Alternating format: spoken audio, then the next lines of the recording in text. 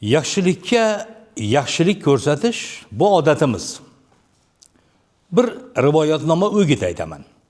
Bir chol 3 ta farzandini chaqiradi. Bolalarim dedi, barmog'imga qarang dedi. Barmoqda olmos ko'zli katta uzuk turibdi. Mana shu uzukni uchovingizdan bittangizga berishim kerak. Sababi bu uzuk meni aka-ukalarimdan faqat menga tekkan. Chunki avloddan avlodga o'tib kelyapti bu. Bu uzukni sotib mol dunyoni bo'lib bersam ham bo'lardi, lekin unday qilmayman. Chunki ota bobolarimizning aqidasi shu bo'lgan. Uchovingizdan bittangizga tegadi. Qachonki sizlarga ruxsat beraman, mana meni topgan dunyo molim shu. Hashamatli imoratim yo'q, qoldirgan bir xazinam yo'q, dafinam yo'q, boyligim yo'q. Lekin shu uzuk qaysi biringizga nasib etarkan, shuni bilmoqchiman, deydi-da. Uchoviga chiqasizlar, bir oy muddat mobaynida odamlar orasida bo'lasiz. Suhbatlashasiz, yordam berasiz, yaxshilik qilasiz. Shu yaxshiligingizdan bittasini kelib menga aytasiz. Qaysi bir yaxshiligingiz zo'r ekanligini bilgandan keyin men shu uzukni topshiraman. Kelishikmi dedi. Bir oy muddat ular ketadi, aylanadi, yuradi, boradi. Bir oydan keyin qaytib kelishadi. To'ng'ich o'g'il shunday kelib, "Xo'sh o'g'lim, kayfiyating choq, nima bo'ldi?" desa, "Men hozir bir yaxshilik haqida gapiradigan bo'lsam, shu barmog'ingizdagi uzukni darrov menga taqib qo'ysangiz kerak-ov" dedi. "Yo, sen oldin aytgin, nima yaxshilik qilding?" desa, "Men ariq yoqalab ketayotgandim. Birdan voydod bolamni qutqaringlar, cho'kib ketyapti degan ovozni eshitdim-da, qarasam bir ayol yugurib qirg'oq bo'ylab kelyapti. Kiyim boshim shalobba bo'lish bo'lmasiga qaramasdan suvga tashladim. Bolani omon eson shunday qo'liga berdim.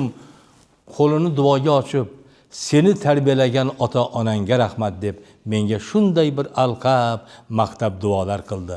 Bu qanday yaxshilik bahosi?" dedi. "O'g'lim, sen bir inson qilishi mumkin bo'lgan yaxshilikni qilibsan. Shu qilgan yaxshilikdan o'zing huzurlanib, xursand bo'lib turibsanki, shuning o'zi senga mukofot emasmi? Xo'sh, o'rtancha o'g'lim, sen nima yaxshilik qilding?" "Men shunday bir yaxshilik qildim. Bu yaxshilik menimcha akamnikidan ziyoda bo'lsa kerak-ov. Qanday yaxshilik aytchi?" dedim. "Men tun yarmida soy yoqalab, gulzor yoqalab ketayotgandim. Bir narsa yalt-yult etganini ko'rdim. Keyin borib shunday qarasam, sizni barmog'ingizdagi uzukning ko'ziga 10 barobar katta keladigan olmos yotibdi. Bu olmosni kimdir tushirib qoldiribdi deb oldim-da, uni qozi mahkamasiga berdim. Qozilar mahkamaga chaqirib, egasini topib unga topshirdi va menga duolar qildi. Jamoa hammasi duo qildi. Bu yaxshilik evaziga barmog'imdagi uzukni menga bersangiz kerak.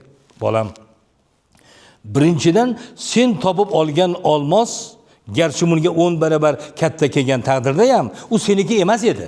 Sen uni topib olding, bir inson vijdon amri bilan qilishi mumkin bo'lgan ishni ado etding. Bu ham arzigulik yaxshilik. Lekin qani kichkina o'g'lim, sen ham bir yaxshilik qildingmi desa, bilmadim, yaxshiliklar qildim, men ham bu yoqqa bordim, bu yoqqa qildim, ko'p yaxshilik. Bittasini aytgin. Mayli, bittasini aytsam ayta qolay. Bir kuni men jar bo'ylab kelyotgandim. Ne ko'z bilan ko'rayki, bizni avlodimizga qarshi bo'lgan, yomonlikni qalbiga joylab, bizni oylab qarg'ab yuradigan, izimizdan poylab yuradigan dushmanim yotganini ko'rdim-da. Dushmanim ichgan ekanligini bildim. Kayfi taraf. Sekin oldimda, sekin agar uyg'otsam jarga tushib ketishi mumkin edi. Bildirmasdan sekin toshni olib kelib qo'ydim-da, uni sekin baxavotirroq joyga qo'ydim-da, ketdim desa, "Bolam, mana bu barmog'imdagi uzuk senga nasib etdi. Yaxshilikka yaxshilik har kishining ishidir, yomonlikka yaxshilik mard kishining ishidir" deb aytadi. Yomonlikka yaxshilik qilish ham juda qiyin ish dedi. Yaxshiga qilsang yaxshilik ham aytadir, ham qaytadir. Yomonga qilsang yaxshilik na aytadir, na qaytadir deb Hofiz buni qo'shiq qilib aytgan ham rost.